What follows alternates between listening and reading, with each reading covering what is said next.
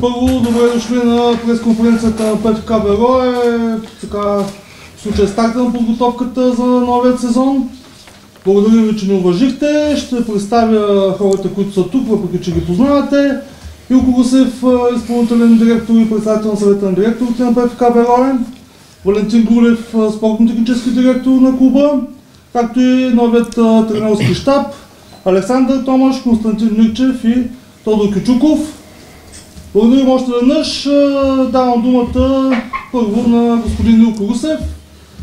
Моля, с когато имате възможност да задавате въпроси, да се представите, така име е медия и съответно към кога насочен въпроса, но това след малко. Господин Гусев, заповядайте. Къде да влезаме, младеж?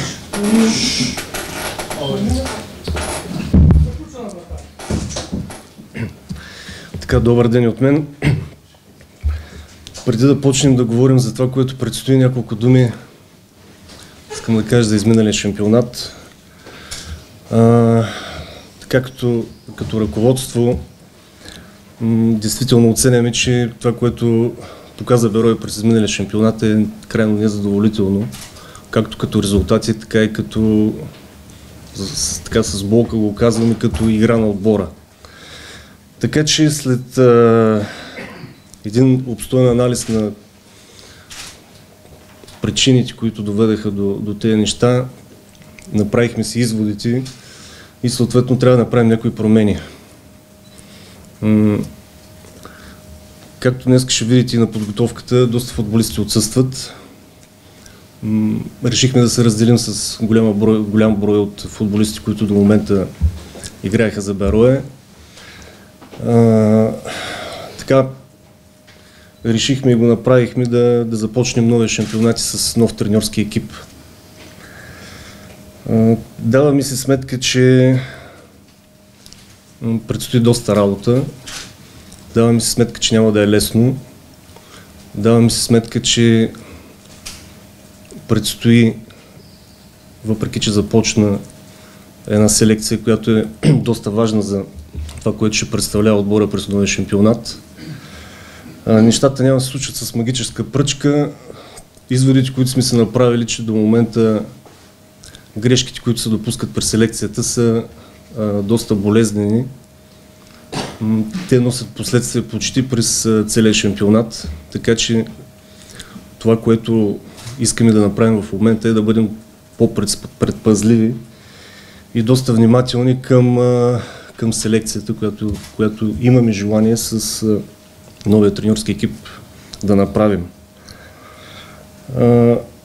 Голямото ни желание, това, което сме си говорили с господин Томаш и неговия екип, е да направим един отбор, който да играе добър футбол и с този добър футбол да постигнем, т.е. Берое да заслужи мястото си в челото на класирането, което смятам, че заслужава. Като клуб имаме потенциал да направим тези неща. Сигурно ще трябва време, ако можем да го съкратим и то бъде за възможно най-кратко, ще бъде най-добре. Но пак ви казвам, предстои доста работа. Така спряхме се на този треньорски екип. Разговорите, които проведах първоначално с господин Томаш, бяха изключително ползотворни и положителни. Твърдо сме убедени, че това са хората, които искаме да работят на този пост в Берое и ние като ръководство, искам да го кажа, ще направим всичко, което зависи от нас, да постигнем успехите, които всички желаем. Искам да благодаря, че се съгласиха да водят Берое, да ги уверя, че всичко, което зависи от нас като ръководство, ще бъде направено, така че да се работи в една доста по-спокойна обстановка. И най-важното е Берое да има нов облик през новия шампионат. Благодаря ви. Благодаря, господин Гусев. Давам думата на Александър Томаш за встъпителни думи, като старши тренер на Берое. Заповядайте, господин Томаш. Благодаря и добре на всички. Първото нещо, което искам да изкажа, благодарност в страна на мен и на моя екип към ръководството на Берое, че така се свърза с нас и в тези разговори, които наистина така бяха доста ползотворни. И те като ръководство и ние като екип заедно взехме решение, че това, което ние като екип искаме е да се развиваме. Берое ни предоставя тая възможност. Това, което ние можем да обещаем, е да работим. Да работим с чисти сърца, да работим с идеите, които имаме, да работим с харизмата, която имаме, за да се постигне това, което ръководството желае, мечтае. Но когато има мечти, когато има работа, когато нещата се стъкуват, рано или късно се получават. Аз съм убеден, че града, Стара Загора и футболен клуб Берое ще бъде там, където наистина заслужава. Много работа трябва обаче, от всички в клуба, трябва много работа. Вярвам, че колкото по-бързо ние всички направим на семейство, толкова по-бързо ще се постигне това като цел отбора, да радва града, да радва хората и да постига добри победи. Благодарим. Така, колеги, вече заповядайте за въпроси. Напомням още веднъж да се представите и да кажете към кога е въпросът ви. Предполагам, че имате такива. Заповядайте. Господин Томаш и Стефанов, ГОН.БГ. Господин Томаш, започвате с една малка група от футболисти, предимно с юноши, това, което има възможност да се позная. До каква степен и в какви срокове искате да формирате един състав, който ще бъде на ваше разположение за следващия сезон, тъй като през миналото лято, ако мога да дам като опит, Берое започна с един доста обемен състав и селекция, която продължаваше доста дълго време и близо до октомври месец. Ами ако искате да бъдат точни конкретен от вчера. Но трябва да бъдем наясно, трябва да бъдем реални. Не може да надскачаме винаги това, което искаме. Забелязвам от краткото време, което съм Берое, че така в футболната общественост има едно мнение и не само в футболната общественост, от футболисти, от спортни хора, че Берое е нещо, което се разтяга постоянно, говоря за финансите. И не съм съгласен с това нещо. За мен лично като човека и за моя екип селекцията е много трудно и важно нещо. През годините, където сме работили, никога не сме избързвали, никога не сме се фърляли на сляпо. За нас това е най-важното нещо, за да може да изградим едно семейство. Футболистите, които ще искаме да привлечем, за нас най-важно ще бъде тяхните човешки качества и достоинства. И да видим те дали искат да се развиват. Защото в момента, ако трябва да бъда искрен и честен, за мен има дисбаланс между клуб и отбор. Клубът е надскочил отбор. По най-бързия начин трябва ние да се опитаме да направим така, че да има баланс. Отбора да достигне нивото на клуба, за да има едно нормално съществуване между двете страни, които в България винаги има такъв дисбаланс, ако забелязвате, не само в Берое. И трябва да го намерим по най-бързия начин. Няма да е лесно, няма да е трудно, но ще направим всичко възможно и ще опитаме. Благодарим. Следващ въпрос. Да, господин Неков. Господин все пак, бихте ли бил малко по-конкретен? На кои постове търсите състезатели за професионалните име и какъв стил очакваме да изпълнява на тук вашия ръководство? Ами по-конкретен не мога да бъда, защото от гледна точка на това, мисля, че и клуба работи по този начин до сега. Всичко, което се случва, официално ще излиза през сайта. Няма да го разбирате по кафетата. И затова не мога да дам точно конкретика. Разговарям с доста хора. Имаме така набелязани и българи, и чужденци. И то хора, които за нас първо са важни като хора. Като хора, казвам пак, защото преди ние да бъдем треньори, господин Русев да ни е директор, ние всички сме хора и трябва да се обединим върху каузата Берое. Каузата Берое е на първо място. Клуба и отбора Берое са на първо място. Там всички ние работим за това нещо. За мен е най-важното в един клуб, това са футболисти. Не тяхните имена, мисля, че вие сте запознат доста добре. Що се отнася до стила и начин на игра, аз падам малко романтик опитах се да така цялата история на Берое да съм запознат, за да видя и за мен Берое през годините. Огромна историята на Берое. През годините, когато е радвал града, е бил само с атакуващ футбол. Но Берое е печелил доста купи, доста титли. Ако този стадион го виждам почти през матч пълен, значи си вършим работа. Знам, че няма да стане с магическа пръчка, ние сме магиосници, но единственото нещо, което пак казвам, аз и моят екип ще работим неуморно. Благодарим. Следващ въпрос. Желая телевизия Стара Загора. Долу в Вере разчитате много на колектива, това ли ще е основното, на което ще заложите и в Берое. И ако ми позволите още един въпрос, Педро Жем едва ли не се считаше от по медиите за сигурно много попълнение, но ще бъде ли той част от Берое? Като казвате долу, това са, нали, в географски план, да. Футбол е колективен спорт. На времето, когато бях юноша, имах един треньор в Етер Велико Търно и така казваш, излизаш, щангист излизаш, пъшкаш 2 пъти и си сам. Футбола е една индустрия, превърна се в световен мащаб. Това е нещо уникално. Това е феномен. Така че на място, което работят повече от 2 души, ако няма колектив, няма как да се случи. Да, съгласен съм, ако ръководството осигури Меси и Роналдо, може да се правят каквото си искат. Аз като треньор си затварям очите и ще гледам горе небето и облаците.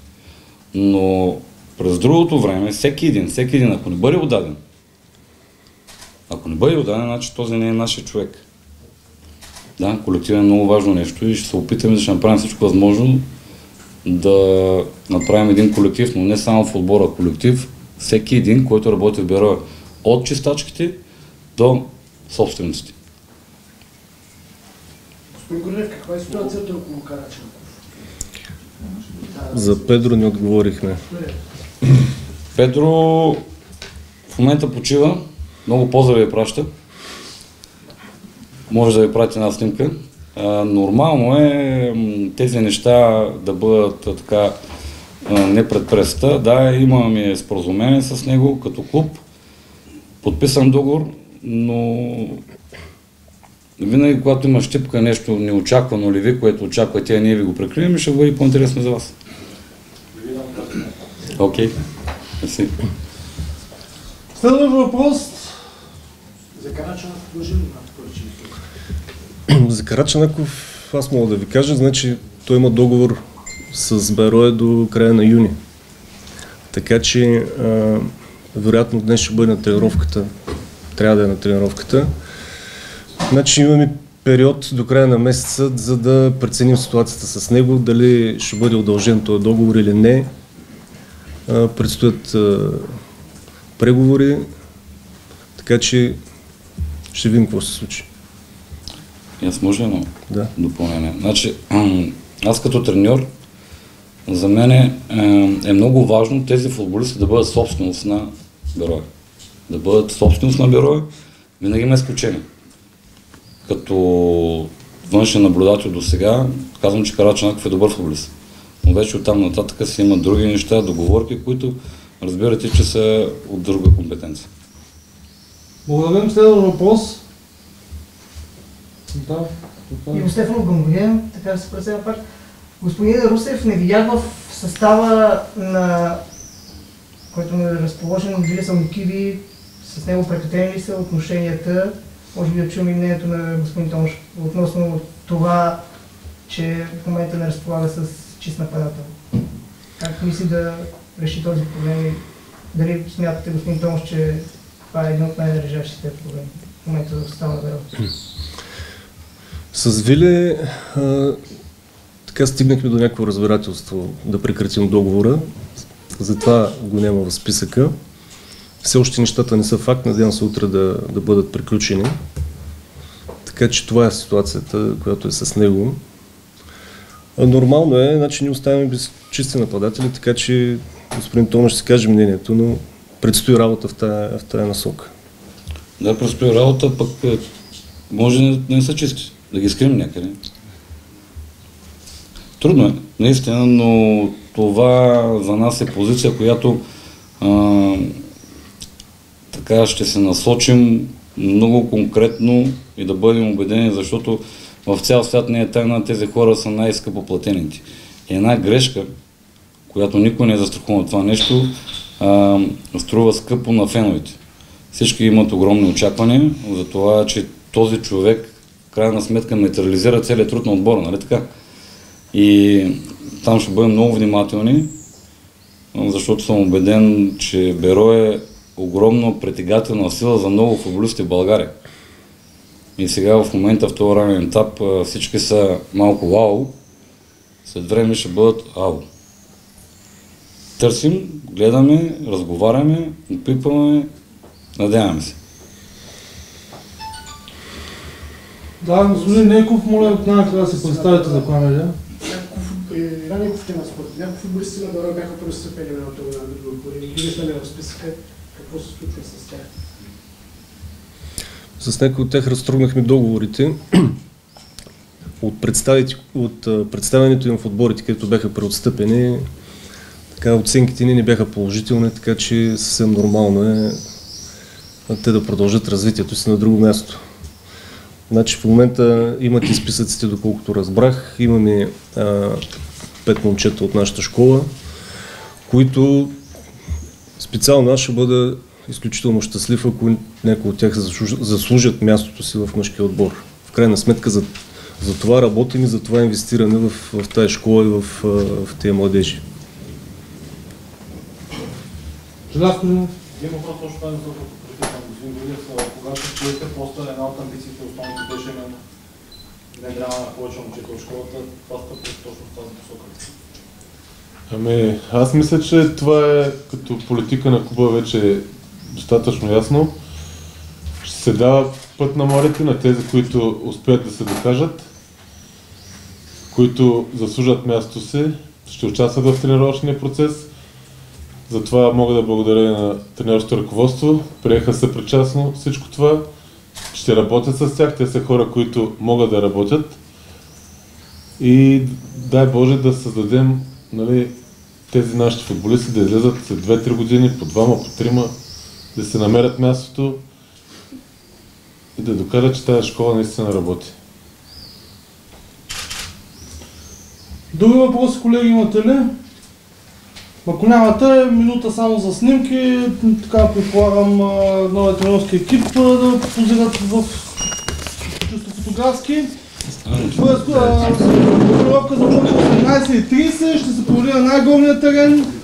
Малко времето ни подава ръка според мен, ще ни върви по вода цяла година. Заповядайте горе.